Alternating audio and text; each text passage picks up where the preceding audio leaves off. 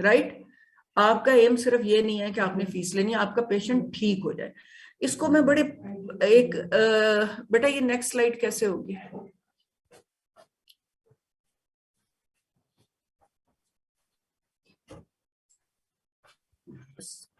आपका पेशेंट ठीक हो जाए, मैं यहां पर आपको सिर्फ ना ये एक स्लाइड अगर बेटा तुम लोग याद रखो ना, तो मैं इसके ऊपर तुम लोगों के साथ सारी बात कर लूंगी कि WHO कहता है कि rational use of medicine is defined as the patient receives medication appropriate to the clinical need in doses that meet their own individual requirements for an adequate period of time at the lowest cost to them and their community.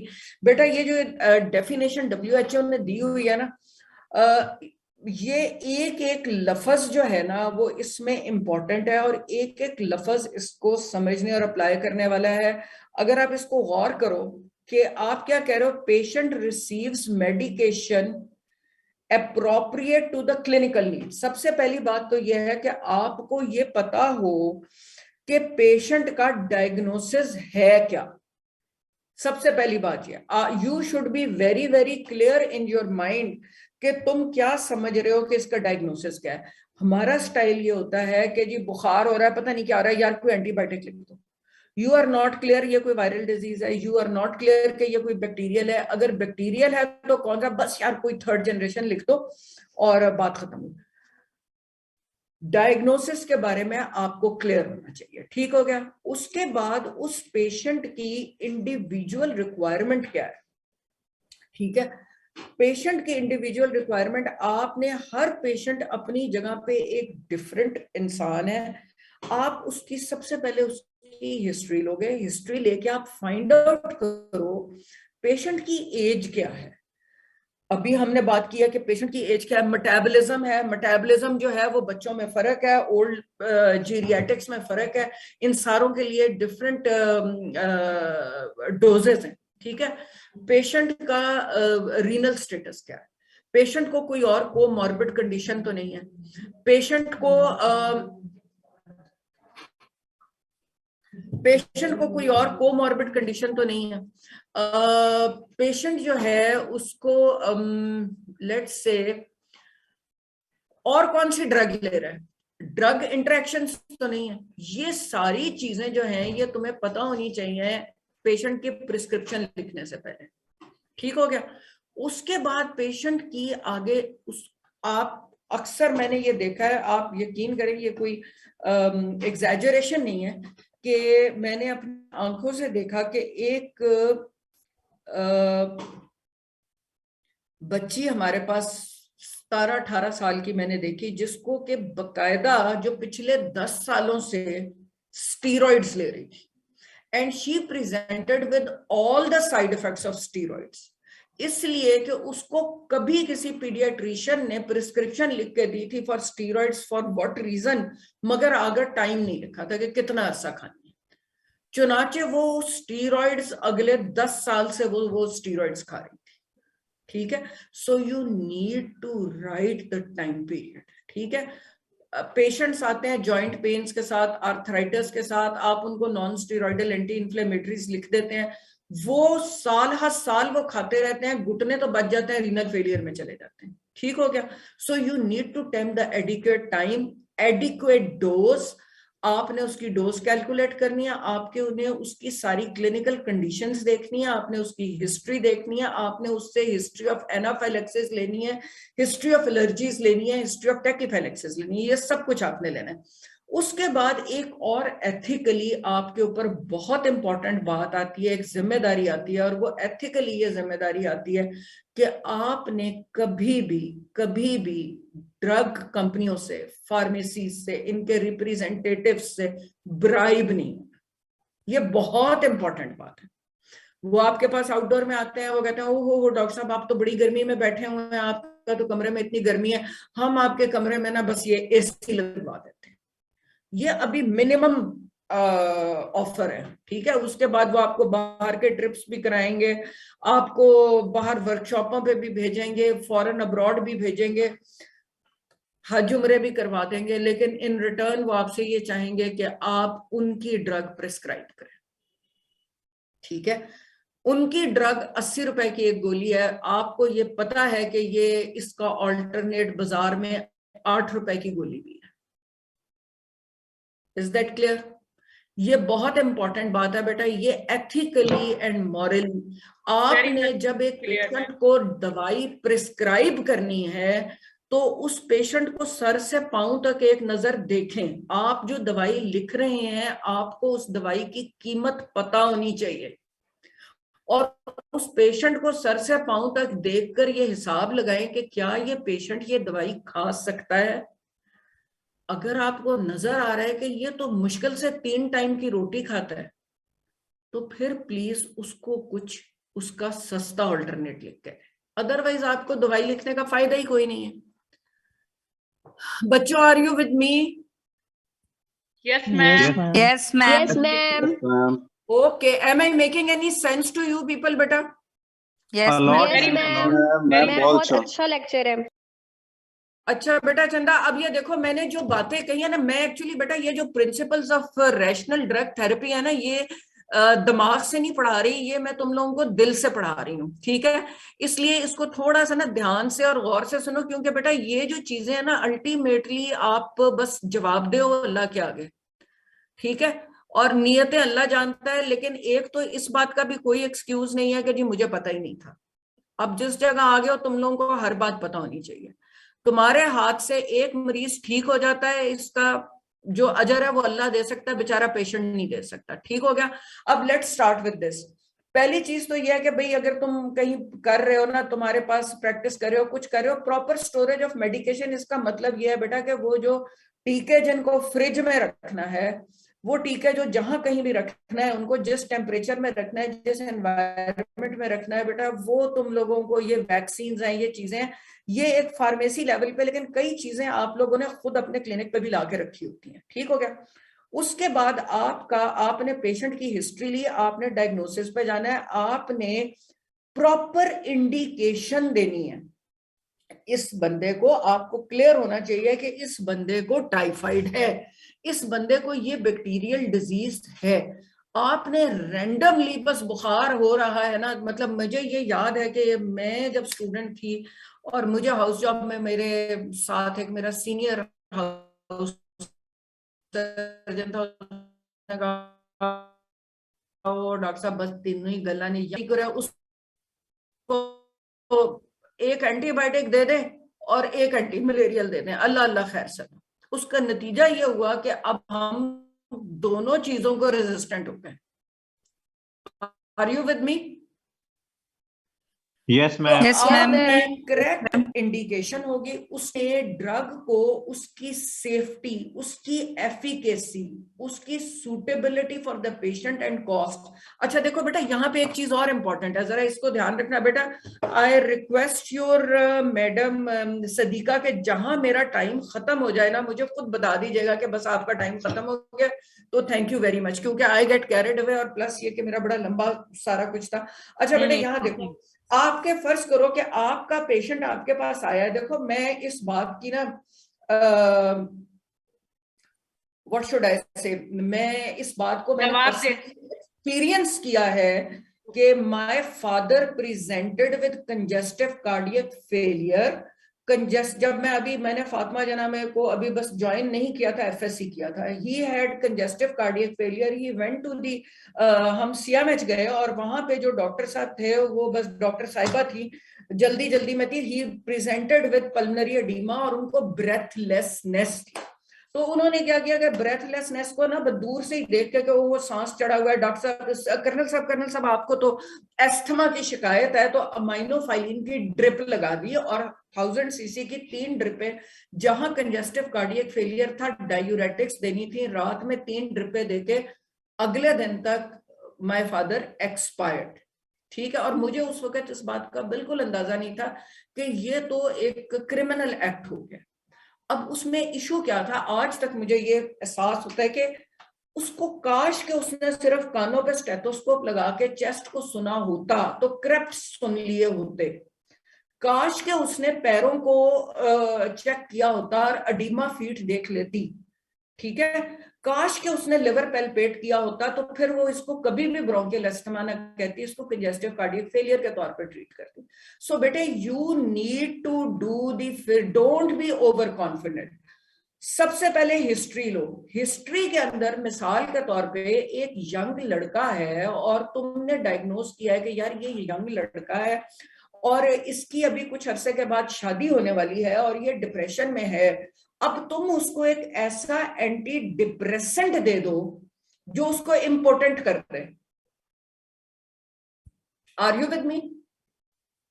बहुत सारे Yes, ऐसे ma'am. Depressions हैं Yes, जो ma'am. Impotency cause करते हैं। वो बच्चा depression से तो बाहर आ जाएगा, तलाक उसकी कल हो जाएगी, जस्ट बिकॉज कि आपने ये सोचा नहीं। या उस बच्चे ने सुबह गाड़ी ड्राइव करके कहीं लेके जानी है, रोज सुबह अपनी वर्क प्लेस पे गाड़ी ड्राइव करके लेके जाता है, तो अब उसको एक ऐसा एंटी डिप्रेसेंट दो कि वो सुबह को अलर्ट हो और एक्टिव हो और अपनी गाड़ी चला सके, अपने काम पे जा सके।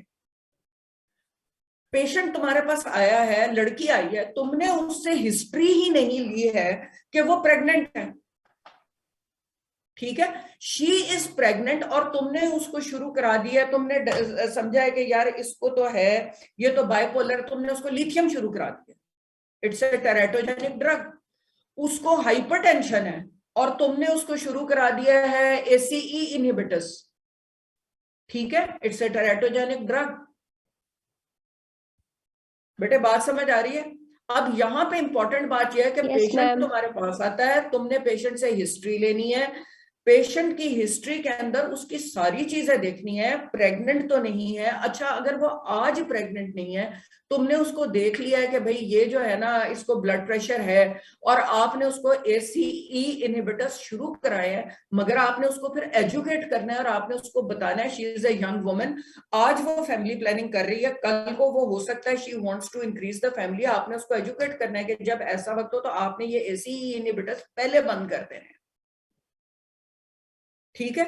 ये सारा कुछ तभी होगा जब ये सब कुछ पहले तुम्हारे माइंड को पता होगा। I see only what the mind knows, ये सब कुछ पहले तुम्हारे माइंड को पता होगा। और नंबर 2 बात ये है कि तुम थोड़ा सा उस बंदे को टाइम दोगे। तुम सिर्फ ठका ठक नुस्खे लिख के पैसे नहीं बना रहे होगे बेटा, पैसे नसीब के हैं, वो जो मिलने हैं मिल ही जाने, दुआएं तुमने खुद कमानी है, ठीक है। तो कोई इस बात की एक्सप्लेनेशन नहीं है, लोग तुम्हें कुछ नहीं कहेंगे, हमारे लोग इतने मासूम हैं, लेकिन अल्लाह को तो जवाब देना है ना। So you need to do this कि तुमने right drug for the right indication, ठीक है, to the right person in the right dose for the right duration in affordable cost effective combination देना है। Yes, Is this ma'am. clear? ठीक हो गया? Yes, So ma'am. अच्छा, फिर उसके बाद अगली, अच्छा सिलेक्शन हो गया, अप्रोप्रिएट इंडिकेशन हो गया, appropriate drug considering efficacy, safety हो गया, ये हमने बातें कर ली है ना। और अगेन मैं फिर तुम्हें ये बात कहूंगी बेटा कि ड्रग को अगर सिर्फ उसके अगर आप उसके कमर्शियल नाम से देंगे, उसका कमर्शियल नाम लिखेंगे, उसकी कीमत ब्रांड नेम लिखेंगे, तो वो कहीं से कहीं उसकी कीमत चली जाएगी, ठीक है। उसको उसके जेनरिक नेम से लिखेंगे, वो दवाई जो है वो 8 रुपए की मिलेगी, ब्रांड नेम लिखेंगे वो 80 रुपए की मिलेगी, ठीक हो गया। एक दफा बेटा मैं इंक्वायरी में, एक इंक्वायरी कमेटी में थी जिसमें एक हॉस्पिटल में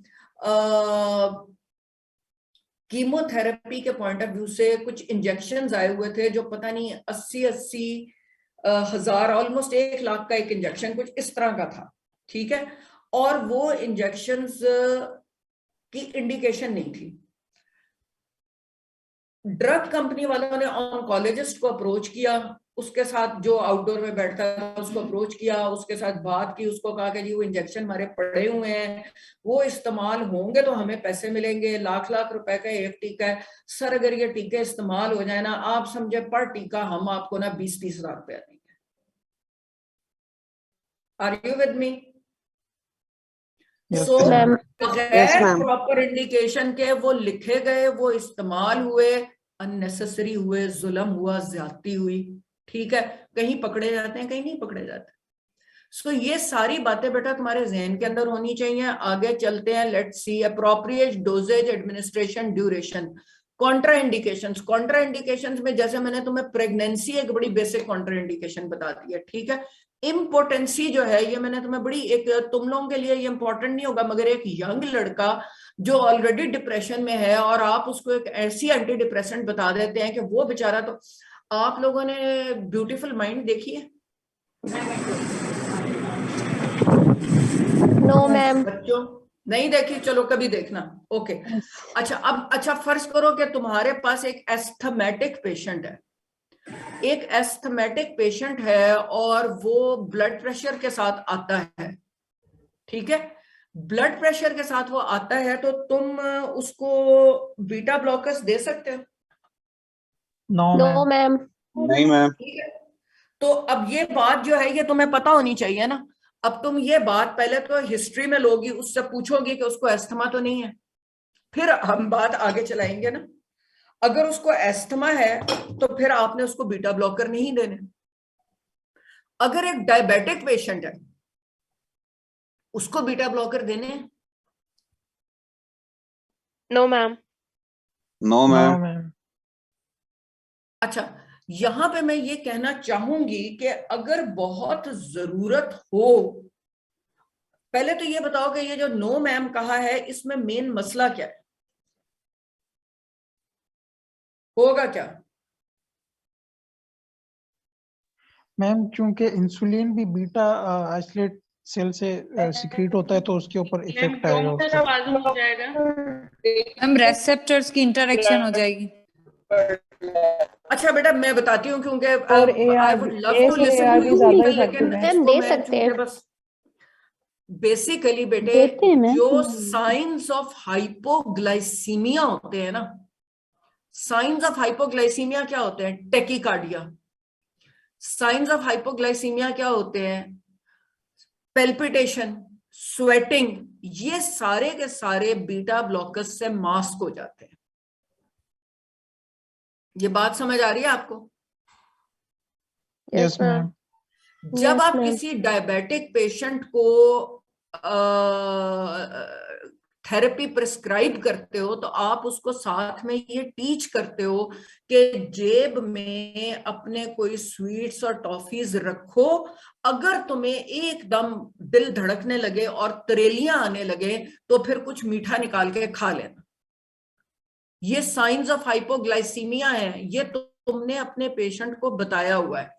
अब अगर तुम उसको बीटा ब्लॉकर साथ दे देते हो तो उसका ना तो अब उसको टैकीकार्डिया होगा, ना उसको पसीने आएंगे, भले वो हाइपोग्लाइसीमिया में जा रहा है। Are you with me? Yes, yes ma'am. Ma'am. Yes तो आपने, आप दे तो सकते हो मगर पेशेंट को टीच भी करना है और उसको बहुत कॉशन के साथ देना है। और अगर बहुत मतलब आप वो चाहते हो, एहतियात करना चाहते हो तो ठीक है ना दो, लेकिन अगर दो तो फिर उसको सिखाओ, समझाओ और टीच करो। ठीक हो गया? उसके बाद करेक्ट डिस्पेंसिंग, अगेन मतलब आपने उसको दवाई देनी कैसे है। कोई दवाइयां होती हैं जो कि डार्क कलर्ड बोतलों में होती हैं, कोई दवाइयां होती हैं जो व्हाइट बोतलों में होती हैं। जो डार्क कलर्ड बोतलों में होती हैं वो बाहर से बेसिकली ऑक्सीडाइज हो जाती हैं रंग से। सो डिफरेंट चीजें। Patient adherence to the treatment, patient की एडहेरेंस टू द ट्रीटमेंट बहुत इंपॉर्टेंट है, जिसमें सबसे इंपॉर्टेंट बात यह है कोशिश करो कि कम दवाइयां दो। जो मोस्ट इंडिकेटेड दवाई है ये देख लो भाई, मैंने सबसे जरूरी दवाई मेरी कौन सी है, इसमें ट्रीटमेंट जो मेन है, बुखार के लिए एक एंटीपायरेटिक तो आपने देना है, एक एंटीपायरेटिक तो आपने देना है, लेकिन बुखार खुद से तो नहीं हो रहा। बुखार होने की वजह क्या है? क्या ये वायरल बुखार है? ओके, मैंने आगे कुछ नहीं देना। क्या ये बैक्टीरियल बुखार है? ओके, ये बैक्टीरिया कौन सी जगह पे आ रहा है? ठीक है, मैंने इसको स्पेसिफिक फलानी दवाई देनी है। ठीक हो गया ना? कुछ सिम्प्टोमेटिक ट्रीटमेंट है, कुछ मेन क्लिनिकल इंडिकेशंस की ट्रीटमेंट है। ठीक हो गया?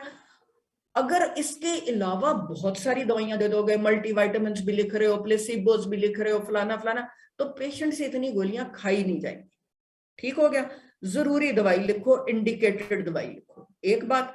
नंबर 2 बात यह है कि उनके पैसों को कैलकुलेट कर लो। अगर तो पेशेंट खरीद सकता होगा तो खरीदेगा, अगर नहीं खरीद सकता होगा तो कोई फायदा ही नहीं है लिखने का। Are you with me? Prescription के वक्त एक और चीज देखो, मिसाल के तौर पे तुम हाइपरटेंशन को ट्रीट कर रहे हो, अब तुमने दे दिया वेजोडाइलेटर, ठीक है। वेजोडाइलेटर से क्या होगा, थोड़ी देर तो इनिशियली ब्लड प्रेशर कंट्रोल होगा, उसके बाद क्या होगा, जब ब्लड प्रेशर फॉल करेगा, ठीक है, तो उधर से रेनिन एंजियोटेंसिन मैकेनिज्म एक्टिवेट होगा, ठीक है। रिटेंशन यूरिन शुरू हो जाएगी, रिटेंशन यूरिन शुरू हो जाएगी तो आपका जो दवाई आपने लिखी थी वेजोडाइलेटर्स, उसका तो कोई फायदा ना होगा। दूसरी तरफ जब ब्लड प्रेशर फॉल करेगा, जब आप दोगे वेजोडाइलेटर्स तो टैकीकार्डिया होगा। अब आपके वेजोडाइलेटर देने से जो आपने दिया इस नियत से है कि इसका ब्लड प्रेशर कंट्रोल हो, उस पेशेंट को हो ये रहा है कि उसको थोड़ी देर में टैकीकार्डिया भी शुरू हो गया, उसको थोड़ी देर में यूरिन वाटर एक्यूमुलेशन भी शुरू हो गई। तो ब्लड प्रेशर तो अब उसका कंट्रोल हो रहा है या नहीं हो रहा, मगर ये साइड इफेक्ट साथ आ रहे हैं। अब वो आपको ये कहता है तो आप उसको साथ में एक डायूरेटिक भी लिख देते हैं, आप उसको साथ में एक बीटा ब्लॉकर भी लिख देते हैं। बीटा ब्लॉकर ने टेक केयर कर लिया टैकीकार्डिया की, डायूरेटिक ने यूरिन एक्सेस निकाल दिया। भाई इतनी दवाइयां देने से बेहतर है कि आप उसको कोई और एंटी हाइपरटेंसिव दे दो। Do you get my point? Yes, ma'am. Okay, आगे चलते हैं जी, आगे चलते हैं। अच्छा जी, knowledge of the prescriber, again वही बात बेटा कि जितना वही you can write only what your mind knows, अगर नहीं पता तो फिर तो गल ही कुछ नहीं है। पेशेंट लोड, अच्छा ये जो पेशेंट लोड है ना बेटा, ये भी वो शेर है मुनीर न्याजी का कि तुमने तो आदत ही बना ली है मुनीर, जिस शहर में रहना उकताए हुए रहना, ठीक है। तो कुछ डॉक्टरों का ना ये एक स्टाइल भी होता है, लड़के घर से आए होते हैं, कभी बीवी से, कभी मियाँ से, कभी सास से, कभी किससे, थके हुए खुद होते हैं, रात सारी जो है वो टीवी पे मोबाइल पे हुई होती है, तो सुबह को आउटडोर में या हॉस्पिटल में यूं बैठे होते हैं जैसे कि बस उफ अल्लाह, सारी दुनिया मैंने ही सर पे उठाई हुई है और मैं बहुत थका हूं, मैं सारे जाओ, चलो चलो चलो चलो, यू नो। जरूरी नहीं होता कि इतना पेशेंट लोड आपके ऊपर हो, सिर्फ आप खुद ही अपने ही बोझ। Are you with me? उस पेशेंट का Yes, सोचो ma'am. कि बेचारा खुदा मालूम कहां से चला और किस किस जगह से गुजर के आप तक पहुंचा है, उसको क्या लगे कि भाई आप के क्या मसाइल है, आप उसके मसले को देखें। सो प्रेफरेबली बेटा कोशिश करनी चाहिए कि आप जिस काम के लिए बैठे हो उस पर फोकस करो। पेशेंट लोड बहुत ज्यादा होगा तो फिर आपके पास टाइम ही नहीं है पेशेंट को बताने का, समझाने का, एजुकेट करने का। दरवाजे से ही देख के कहोगे कि जी ओ इसको एक एंटीबायोटिक लिख दो। रोल मॉडल, आपका प्रोफेसर क्या लिख रहा है, आपके सीनियर्स क्या लिख रहे हैं, ये सारा कुछ जो है ये अगेन आप फॉलो करते हैं। एटीट्यूड टू अफोर्ड प्रॉम्प्ट, कभी कभी रिश्तेदार जो है ना वो बड़ा जोर डालते हैं, वो बड़ा जोर डालते हैं कि जी आप जो है ना मुझे मेरी दर्द बस चली जाए, मेरी दर्द जो है ना, हालांकि वो थोड़ा सा टाइम लगता है। या अभी मैंने कल एक गाउट का पेशेंट देखा जिसने शोर मचाया हुआ था कि जी मुझे ना आप फौरन गो यूरिक लिखते हैं, आप मुझे गो यूरिक लिखते हैं। आई सेड नहीं, अभी पहले तुम नॉन स्टीरॉयडल एंटी इन्फ्लेमेटरी लो, 1 वीक के लिए पहले वो लो, उससे तुम्हें फर्क पड़ जाएगा, फिर उतनी देर में हम तुम्हारे यूरिक एसिड को देखते हैं। आपने पेशेंट के प्रेशर में नहीं आना, आपको जो चीज ठीक लगती है ना आपने वो लिखना है। बच्चों, मैडम सदीका से मेरी फिर रिक्वेस्ट है कि मेरा टाइम अगर 1 मिनट ऊपर हो गया, अगर ऊपर हो गया तो शी कैन टेल मी कि मैं बंद कर दूं। अच्छा, इम्प्रेसाइज डायग्नोसिस अगर होगा तो मेडिकेशन जो है वो सारी का कोई फायदा नहीं है, और मेडिकल रैप्स और ड्रग कंपनीज की बातों में नहीं आना है, अनएथिकल चीजें नहीं लेनी है बेटा, जिस चीज का तुम्हारा हक नहीं बनता, gifts, dinner parties, tours, trips, इन सब का जवाब देना पड़ेगा, ऐसे बात नहीं बनेगी। अच्छा, कभी कभी ये होता है कि पेशेंट का बड़ा जोर होता है कि भाई मुझे कोई, आपके पास पेशेंट आता है, आप देखते हैं यार इसको वायरल डिजीज है, इसको कुछ भी नहीं करना, आप इसको सिंपली जो है ना एक एंटीबायोटिक आपने देना, पर आप कहते हैं अब इसने फीस दिया, ये कहेगा हाँ है डॉक्टर साहब ने तो पैरासिटामोल लिख के भेज दिया। Do you get this? इस प्रेशर में नहीं आना। हरगिज हरगिज एंटीबायोटिक्स, हमारी रेजिस्टेंस डेवलप हो रही है, आपने स्टैंड लेना है। जो बात आपके दिमाग को ठीक लगती है बस उसके ऊपर स्टैंड लें, आप उसको लिखें, बात खत्म। अच्छा जी, ये छोड़ देते हैं जो मीडिया आपको करता है, पीयर्स करते हैं, पेशेंट्स करते हैं, पेशेंट्स के रिलेटिव्स करते हैं, ठीक है, और ये मार्केटिंग और प्रोडक्ट्स, ये सारी चीजें होंगी। पिल फॉर एवरी इल बिलीफ, बेटे ये सिर्फ ये दिखाने के लिए है कि आपके ये जो कंट्रीज है ना बेचारे अफ्रीकन कंट्रीज, ये वो, हम तो खैर अब उनसे भी आगे चले गए। 15 बिलियन इंजेक्शंस ग्लोबली लगते हैं, जिनमें से हाई परसेंटेज ऑलमोस्ट जो है ना 2.3 से 4.7 मिलियन इंजेक्शन जो है वो हेपेटाइटिस बी कॉज करते हैं, HIV कॉज करते हैं, ठीक है, और अननेसेसरी होते हैं, क्योंकि हमारे पेशेंट्स को बहुत शौक होता है टीका लगवाने का या ड्रिप लगवाने का। 90% में भी मेडिकली अननेसेसरी, ठीक है। पेशेंट आता है, वो इंसिस्ट करता है, अगर आप GP प्रैक्टिस कर रहे हैं और वो अगर आपने उसको ड्रिप नहीं लगाई है ना, तो वो कहता है कि यार फायदा ही कोई नहीं। आप उसको कहो बेटा 2 गिलास पानी पी लो, 4 गिलास पानी पी लो, 1 लीटर में 4 गिलास पानी है, इसके अंदर ORS डाल के पी लो। जो ड्रिप लगा रहा है उसके 1000 और सो बेटा ये सब चीजें जो है ना ये इसके अंदर आएंगी। और अगेन एक इसको ब्रीफ वाइंड अप कर देती हूँ। प्रोटोकॉल्स क्या हैं? आपने बिफोर प्रिस्क्राइबिंग आपने हिस्ट्री लेनी है, हिस्ट्री में पेशेंट की एज देखनी है, एज में यंग्स फॉर्मूला जो है या बच्चों की एज को कैलकुलेट करने का जो फॉर्मूलाज है वो आपको यंग फॉर्मूला, डेलिंग फॉर्मूलाज ये पता हो। एल्डरली के अंदर उनकी क्रोमॉर्बिड कंडीशंस क्या है। उसके बाद आपने सेक्स में प्रेगनेंसी देखें, टेट्रासाइक्लिन्स, एंटी एपिलेप्टिक्स, क्विनोलोन्स, ये सारे के सारे जो है टेरेटोजेनिक ड्रग्स है। बॉडी साइज में अगर वजन जो है तो फिर वजन के हिसाब से आपने उसका बॉडी साइज कैलकुलेट करना है, ठीक है। कुछ लोगों में जेनेटिक वेरिएशंस होती हैं, G6PD डेफिशिएंसीज होती हैं, ठीक है। वो आपकी हिमोलिसिस कर, अगर आपने उनको प्राइमाक्विन दे दिया हिमोलिसिस शुरू हो जाएगा।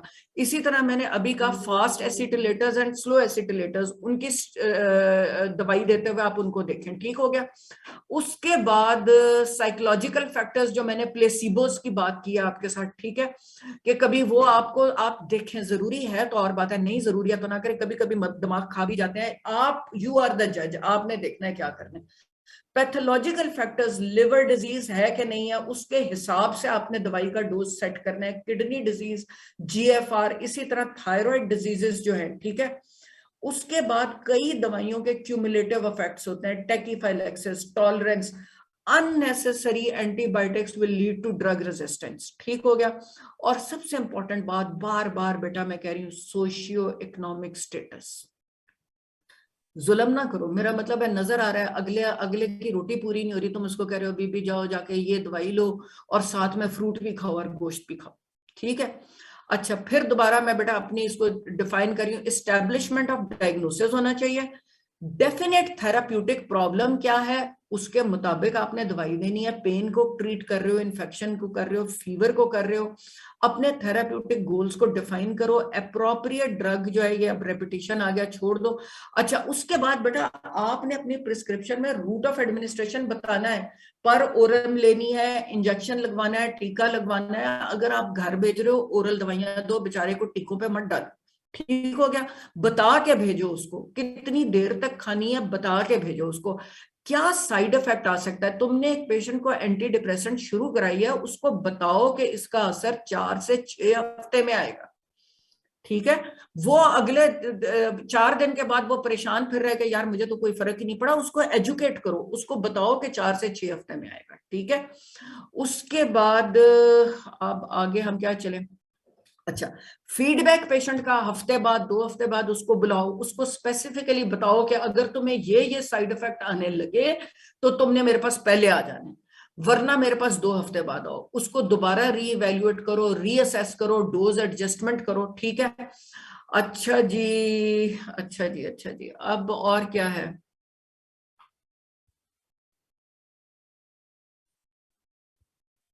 सारी साइड इफेक्ट्स के बारे में उसको बता दो। अच्छा बेटा और कई चीजें, मिसाल के तौर पे पेशेंट बेचारे जो है ना, मैं जब स्टूडेंट होती थी ना तो बड़े हम हंसा करते थे जी, ओ जी बस जी पेशेंट जो है ना जी वो पूछता डॉक्टर साहब ये दवाई कितने बजे खानी है, ये दवाई मैंने खाने से पहले खानी है या मैंने खाने के बाद खानी है, ये दवाई जी मैंने पानी के साथ खानी है या दूध के साथ खानी है। तो उस पता नहीं क्या, लेकिन इन सब बातों की सिग्निफिकेंस है, आपने अपने पेशेंट को बताना है अगर एक दवाई गैस्ट्रिक इरिटेंट है तो वो खाने के साथ खाएं, खाना खाने के बाद खाएं, खाली पेट ना खाएं। अगर आप दे रहे हैं लेट्स से टेट्रासाइक्लिन्स, अब आप पेशेंट जो है वो दूध के साथ टेट्रासाइक्लिन्स ले लेता है, ठीक है, तो क्या फायदा, वो दूध के साथ चिलेट हो जाएंगी और वो एब्जॉर्ब ही नहीं होंगी, ठीक है। तो आपने ये बातें भी उसको बतानी है, ओके। और कुछ लाइफस्टाइल की भी दे दो। अच्छा, और फिर और warnings and precautions, do not, benzodiazepines दे रहे हो, एंटीहिस्टामिन्स दे रहे हो, ड्राइव ना करें, डेयरी प्रोडक्ट्स विद टेट्रासाइक्लिन्स जो है वो नहीं देनी है, बिसफॉस्फोनेट्स जो है ये खड़े होके पानी के साथ पी के फिर वॉक करें ताकि वो नीचे चली जाए, अल्फा ब्लॉकर्स को बेड टाइम पे एडमिनिस्टर करें, डायूरेटिक्स पेशेंट्स को रात के वक्त ना खाने को कहें, बेटा लिख ना दो ये कि रात को एक गोली लेसिक्स की खा के सो जाए, सोना क्या उसने सारी रात टॉयलेट आते जाते रहना है, ठीक है। अच्छा उसके बाद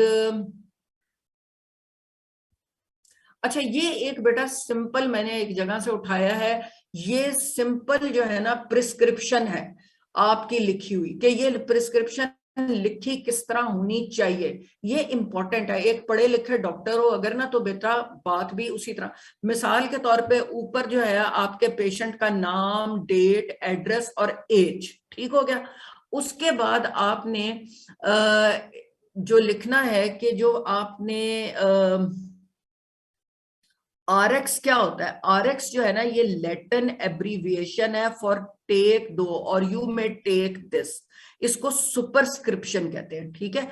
इसके अंदर आपने जो दवाई लिखी है जैसे हाइड्रोक्लोरथायाजाइड 20 मिलीग्राम टैबलेट्स, ठीक हो गया, ये आपने लिखने के बाद आपने नीचे एक लिखनी है सब्सक्रिप्शन। ये सब्सक्रिप्शन आपने फार्मासिस्ट के लिए लिखी होती है कि इसकी 30 गोलियां डिस्पेंस 30 टैबलेट्स, आपने कितने दिन की लिखी है, ठीक है।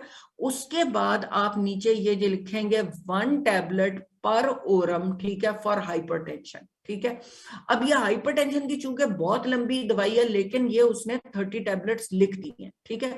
उसके बाद नीचे आपने अपने प्रॉपर सिग्नेचर्स करने हैं, ठीक है, अपने सिग्नेचर्स नीचे जरूर करने चाहिए। आमतौर पे डॉक्टर्स नहीं करते, रीजन बीइंग के वो रिस्पॉन्सिबिलिटी लेना ही नहीं चाहते कि ये नुस्खा मैंने लिखा है, लेकिन असूली और इखलाकी तौर पे आपको करने चाहिए। ये जो प्रिस्क्रिप्शन लिखने का एक प्रोटोकॉल है ये अपनी जगह पे इंपॉर्टेंट है, ये आपको आना भी चाहिए और आपको ऐसे लिखना भी चाहिए। बेटा मैं जो तो अब ना पसीने पसीने में हो गई हूँ और वगैरह वगैरह, आप बता दो कोई क्वेश्चंस अगर पूछने हैं, कुछ anything you want to ask. Ma'am ATT before breakfast क्यों लेते हैं? क्या चीज? ATT बिफोर ब्रेकफास्ट क्यों लेते हैं? Anti tubercular? Yes ma'am, yes ma'am. अच्छा बेटा अब इसको जो है ना मुझे फ्रेंकली स्पीकिंग एग्जैक्टली ये आइडिया तो नहीं है कि ATT को स्पेसिफिकली, और ATT में भी कौन सी ड्रग जो है वो बिफोर, हाँ मैम जो 4 टैबलेट्स होती हैं ना, 4 टैबलेट्स हो सकता है, वो बहुत हाई डोज में वो कहते हैं अकल, ब्रेकफास्ट से पहले। जी चंदा मेरी अकल ये कहती है अगर तो के एम्प्टी स्टमक लेनी हो, क्योंकि हो सकता है कि जिस ड्रग को एम्प्टी स्टमक ड्रग्स की एब्जॉर्प्शन बहुत अच्छी होती है, ठीक है, लेकिन उसके साथ दूसरी चीज जो आपने खास देखनी है वो ये है कि वो गैस्ट्रिक इरिटेंट ना हो। Are you with me? तो अगर ये ATT एम्प्टी स्टमक कह रहे हैं या नाश्ते से पहले लेने को कह रहे हैं तो प्रोबेबली इसकी एब्जॉर्प्शन अच्छी होगी एम्प्टी स्टमक पे, मगर ये गैस्ट्रिक इरिटेंट नहीं होगी। मैम जो मायरिन P4 होती है उसमें R4 टैबलेट्स जो होती हैं वो बहुत हाई डोज में होती हैं, तो मुझे उसका कभी समझ में नहीं आया कि वो नाश्ते से पहले की उसकी क्या सिग्निफिकेंस है कि एक तो ऑलरेडी इतने हाई डोज में दे रहे हैं। बेटे हाई डोज से जरूरी नहीं है कि गैस्ट्रिक इरिटेशन, हाई डोज पे आपको पता है कि अब अगेन आपने ट्यूबरक्लोसिस की प्रिस्क्रिप्शन लिखी है और बेसिकली आपको ट्यूबरक्लोसिस में एक दवाई से आपका काम नहीं चलता, आपको 3-3, 4-4 दवाइयां देनी पड़ती हैं, ठीक है ना। प्रॉब्लम क्या है? प्रॉब्लम ये है कि एक दवाई से रेजिस्टेंस डेवलप हो जाती है, एक बात। दूसरी बात यह है कि ये जो दवाइयां हैं ये डिफरेंट एस्पेक्ट्स ऑफ ये जो आपके माइक्रोबैक्टीरियम है, they are very difficult to kill, ठीक है ना।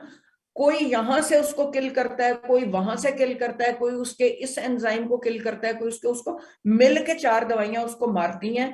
और उसके अंदर भी अगली शर्त ये है कि प्रॉपर ड्यूरेशन होनी चाहिए, ठीक है। अगर ड्यूरेशन कम कर दी है तो भी जो है इफेक्टिव नहीं होगी। सो बेसिकली इनसे ये जो इतने हाई डोजेस हैं वो 4 दवाइयां मिलके उनकी डोजेस बनती हैं, और उसके अंदर भी गैस्ट्रिक इरिटेशन का इतना साइड इफेक्ट नहीं है जितना कि हर एक का अपना साइड इफेक्ट है जिसको आपने देखना है। जैसे इथेम्ब्यूटॉल का आई के ऊपर है, या INH का इफेक्ट जो है आपके न्यूरोलॉजिकल है, या क्या है आपका रिफेम्पजीन जो है उसका जो यूरिन कलर चेंज होता है। ये सारी चीजें जो है ना ये अलग-अलग फॉलो अप में आपने इसके अंदर अगेन जब आप लिखोगे तो आपको, अगर आपको साइड इफेक्ट्स पता है चीजों के, तो आपके प्रिस्क्रिप्शन में फॉलो अप के लिए एडवाइस होनी चाहिए। और वो एडवाइस क्या है? फॉलो अप की एडवाइस ये है कि भाई इतने अरसे के बाद आपने अपने लिवर फंक्शन टेस्ट करवाने हैं, ठीक है। Anti tuberculars are notorious for liver derangement. आपने अगर आप उसको इथेम्ब्यूटॉल दे रहे हो तो आपने उसको एजुकेट करना है कि ये अपनी आई का ख्याल रखो, और अगर आई का कोई इशू होता है तो फौरन मुझे रिपोर्ट करो। Are you with me? Okay ma'am. और बेटा anything else? Thank you ma'am. Ma'am एक चीज मैं यहाँ पे ना ऐड करना चाहूंगा स्पेशली फॉर पाकिस्तान कि मेडिकेशन एसेप्टिक मेजर्स में देना बहुत इंपॉर्टेंट है। स्पेशली क्या होता है, क्लिनिक में पेशेंट आया, IM लगना है, अब वो लेडी कह रही है मेरी स्लीव ऊपर नहीं हो सकती, अब वो लगना एक पेन किलर है लेकिन स्लीव्स के ऊपर चला के सारे बैक्टीरिया इंजेक्ट कर दिए अंदर, या फिर उसके अलावा मेरी जान बात ये है चंदा कि ये देखो ना, हम जब अपनी वो पढ़ते हैं ना क्लिनिकल मेथड्स की बुक, उसमें पहली चीज होती है प्रॉपर एक्सपोजर। आपने जब क्लिनिकल एग्जामिनेशन भी करना है, आपने टीका लगाना है, प्रॉपर एक्सपोजर, ठीक है ना। अब हमारे यहाँ प्रॉब्लम तो एक नहीं है ना, 1000 है। तो हमें उनके शॉर्टकट हम ढूंढते हैं, प्रेफरेबली वो हमें नहीं ढूंढने चाहिए, और जैसे चीजों को कहा गया है उस तरीके से करना चाहिए। जब भी शॉर्टकट ढूंढेंगे कभी तो निकल जाएंगे, कभी फंस जाएंगे।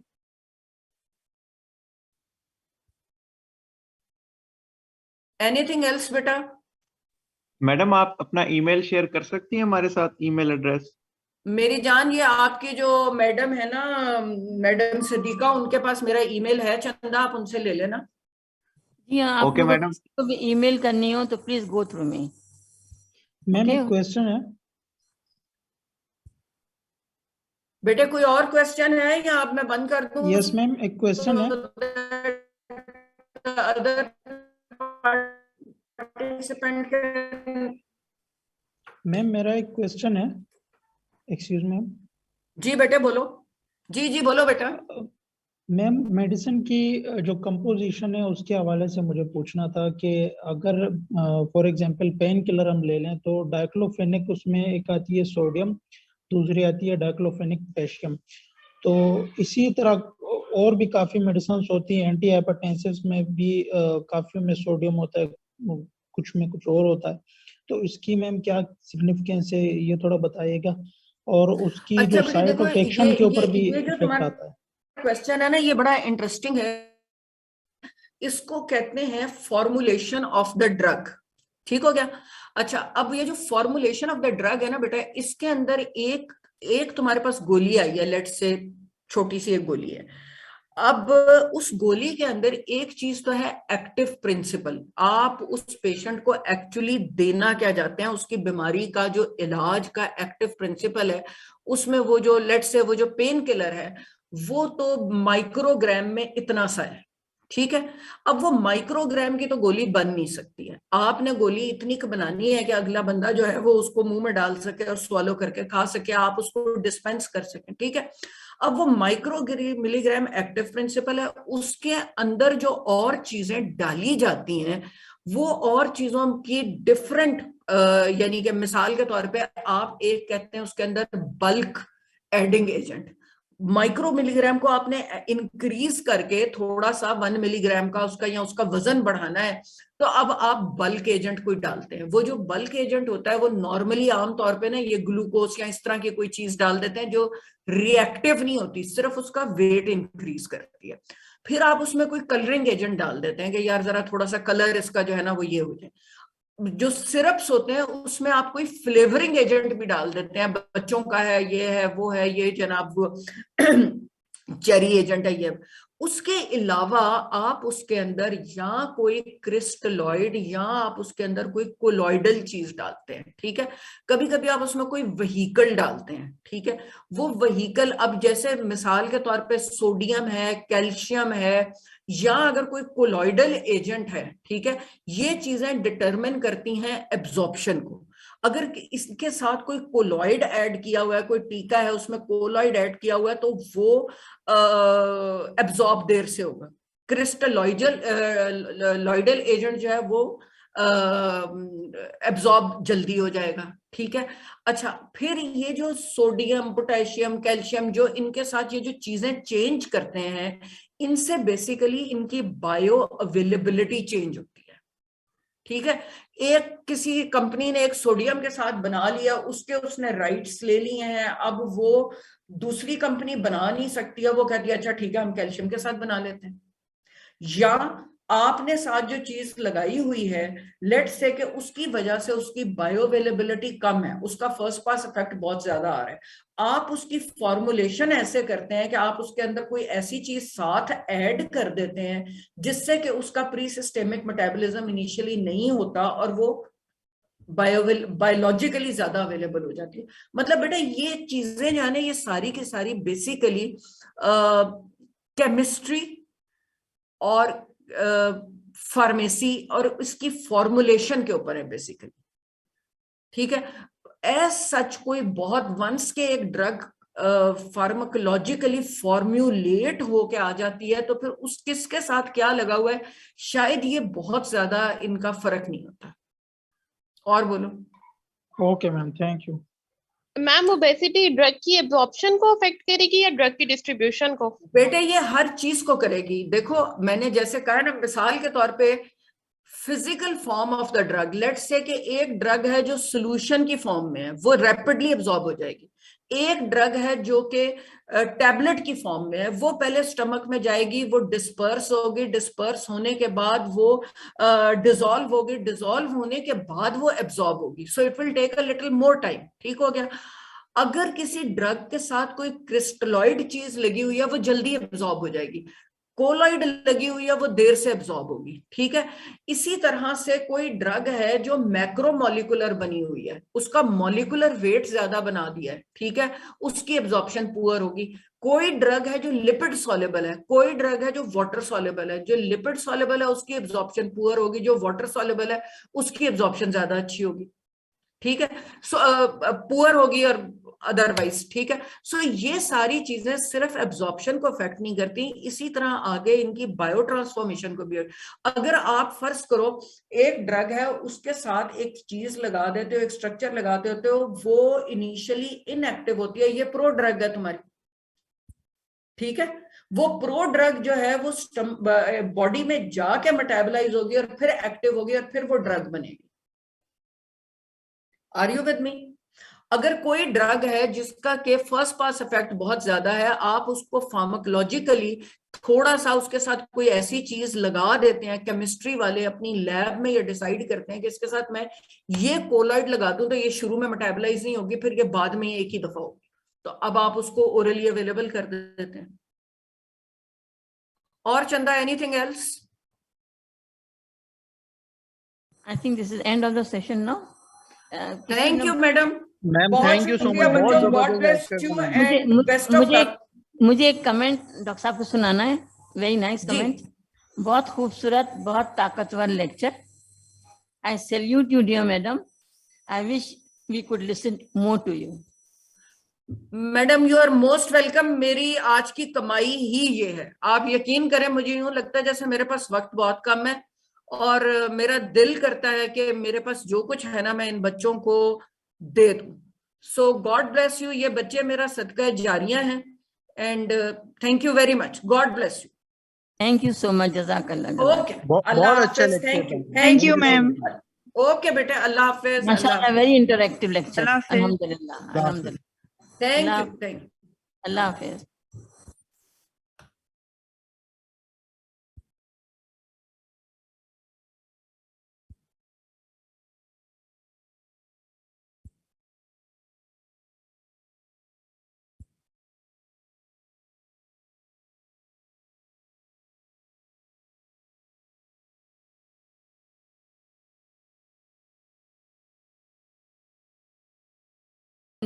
Next lecture is from Dr. Sumbul Tariq at 11:30.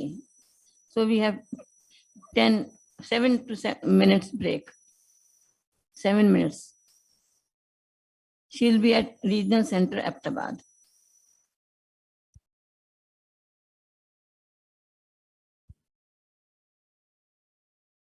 ये डॉक्टर साहब मैं इनसे बातचीत कर रहा था कि शायद आपके बेसिक्स भी दे. Assalamu alaikum. Dr. Sumbul Tariq from CPSP, Ahmedabad. आप मैम, आपकी इंट्रोडक्शन. इनका लेक्चर था. अच्छा अच्छा, आप फार्माकोलॉजी की हैं.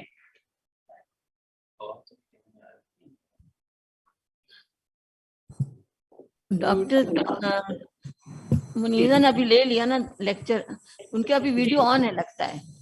अच्छा अच्छा, otherwise I am here CPSP Karachi पे. मैं सिद्दीका मनियार बोल रही हूँ. ठीक आप है. अगर आप अहमदाबाद से हैं तो अपना वीडियो ऑन कर दीजिएगा प्लीज.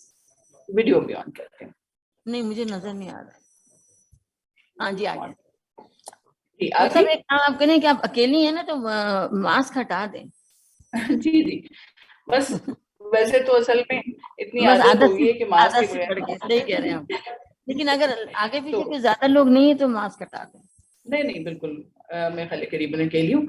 तो इट्स प्लेयर कि आप लोगों ने मुझे चूज भी किया और it be nice delivering a lecture for pharmacology.